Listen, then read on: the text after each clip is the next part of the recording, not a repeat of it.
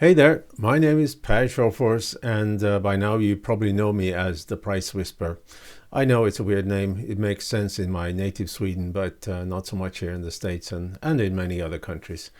So I adopted the moniker the Price Whisperer to better explain what I do and for people like yourself to find me. And should you wish to find me, because you can just Google the Price Whisperer and I'll be all there, right? Now, today I want to talk about something called economic value pricing, or it sometimes is called return on investment pricing.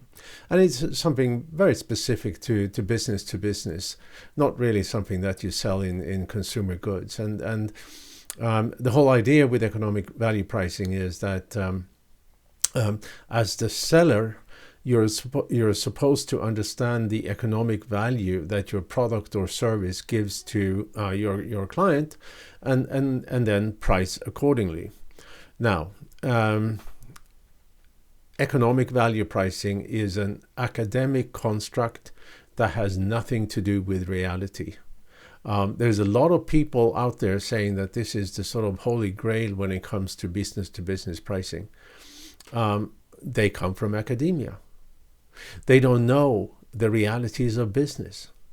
Economic value pricing, if anybody suggests you should use that, run the other way. It just doesn't work.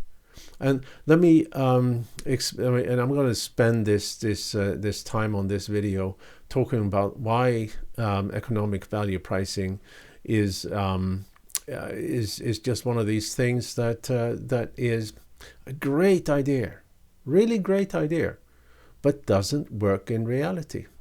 So I said that the seller is supposed to understand the economic value of whatever product or service they're selling to the buyer, and then price accordingly. Now, there's a number of issues here.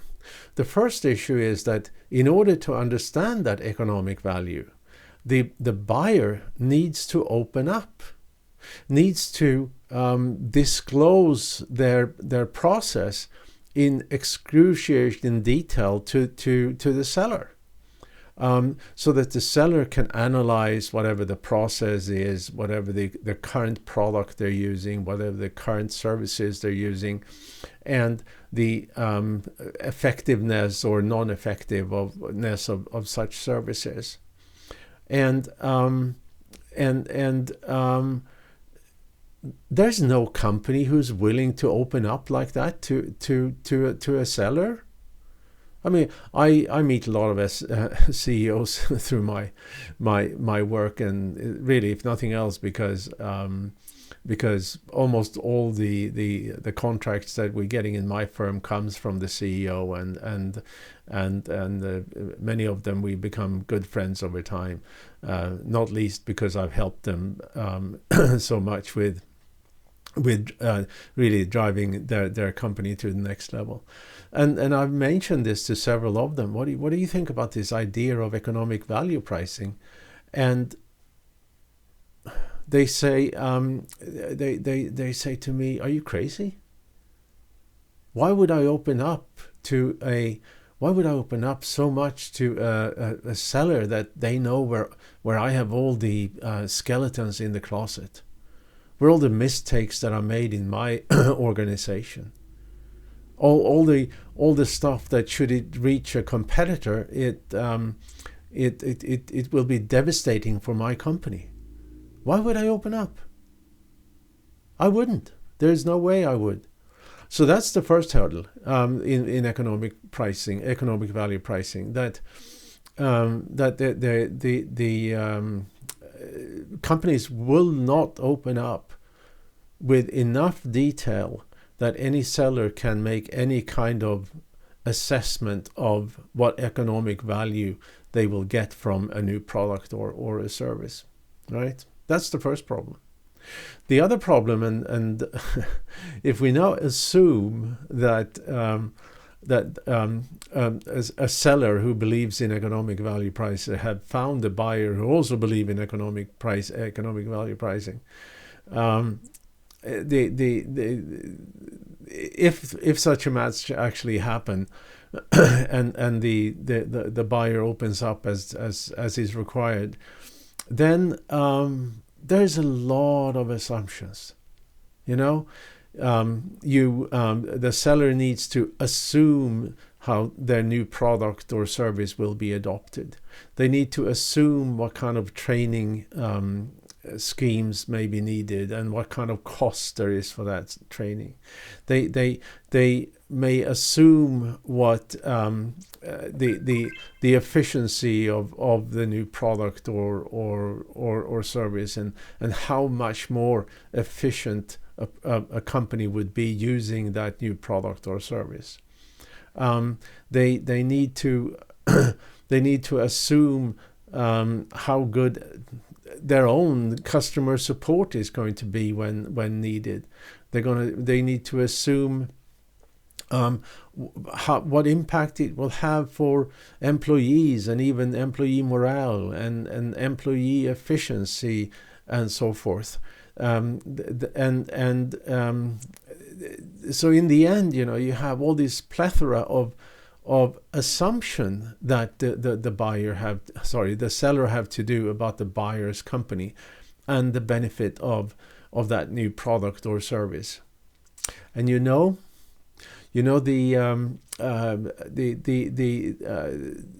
assumption is another word for guessing, right? So it may be to some reason an educated guess, but it's still a guess. All right. So in the end, you end up with possibly a range of different values, of different benefits, monetary benefit or economic value benefit that the buyer will get from this new product or new service that they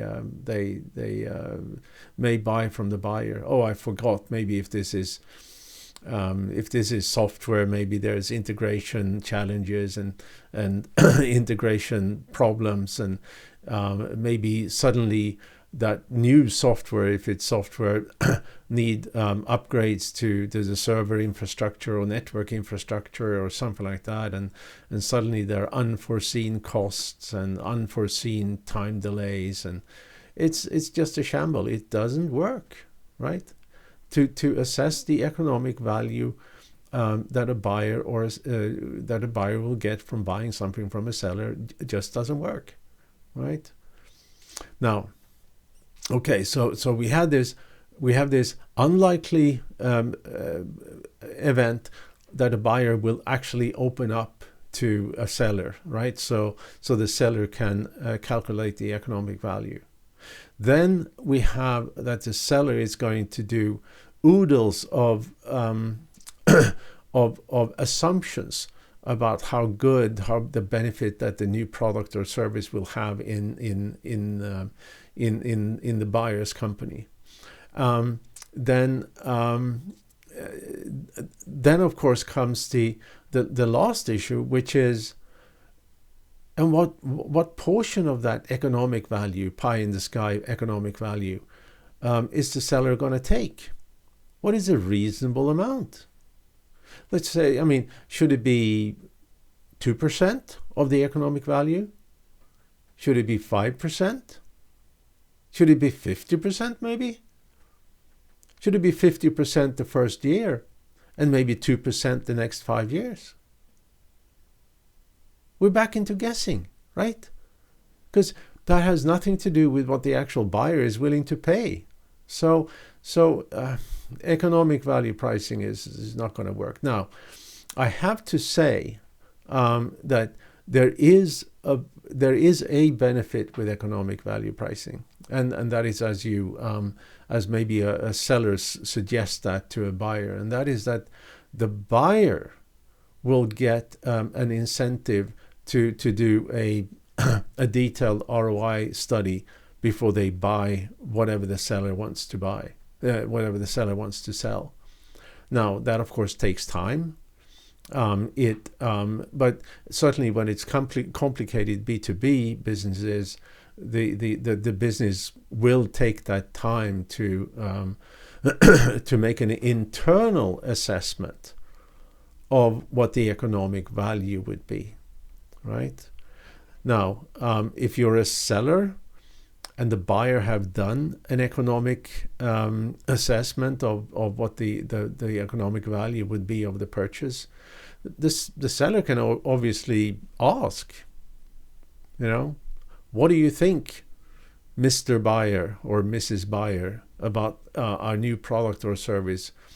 How much will the economic benefit be to your customer, to your company? It's very unlikely that that the seller will get a reply to that answer, to that question. And even if the seller gets an answer, it is highly unlikely that the answer will be even close to the truth, because buyers lie, right? Buyers always want the best deal, right? You want the best deal if you buy something. I want the best deal if I buy something. And if you're a company and you're going to buy something, you want the best deal too, right? So you're not going to tell the seller that, the economic value of this new product is $100,000 or $3 million or whatever it happened to be, You will say something, I don't know, maybe a few bucks. That's what the buyer, that's what the seller will hear, right? And so in the end, that doesn't work either, And and like I said, one of the big drawbacks of even suggesting economic value pricing for a buyer is that if the buyer hasn't done their internal return on investment calculation already from day one, they for sure going to start doing it, and that's obviously going to delay the purchase order to whoever company eventually get it by months, right? And sellers always want to sell a lot quicker than buyers want to buy, so it doesn't work on that end either. So anyway, I hope that with this, I made you aware of the pitfalls when it comes to economic value pricing. And if you're on the selling side, and somebody suggests economic value pricing, that the company should adopt that as a pricing strategy, I suggest that you share this video with them and ask them just to think about what is practical. How does people react in reality? How does companies react in reality? But it's a really good academic idea, But like so many other academic ideas, it's not really is not applicable in real life. So think about that, and run for the exit when somebody asks you about economic value pricing. And I hope this has been of some value for you, and please come back and listen to my other videos as well. There's a little bit repetition, but I get a lot of good feedback on these, so I hope you find value in this. And I hope you have found value in my other videos. And I love to stay in contact. So just Google The Price Whisper and you'll find me. You'll find my company. You'll find my masterclass. You'll find my new book. And we're all here for you to help you price better, to help you elevate your company to the next level with better pricing strategies. And economic value pricing is not one of them. Thank you so much for your time today. Bye.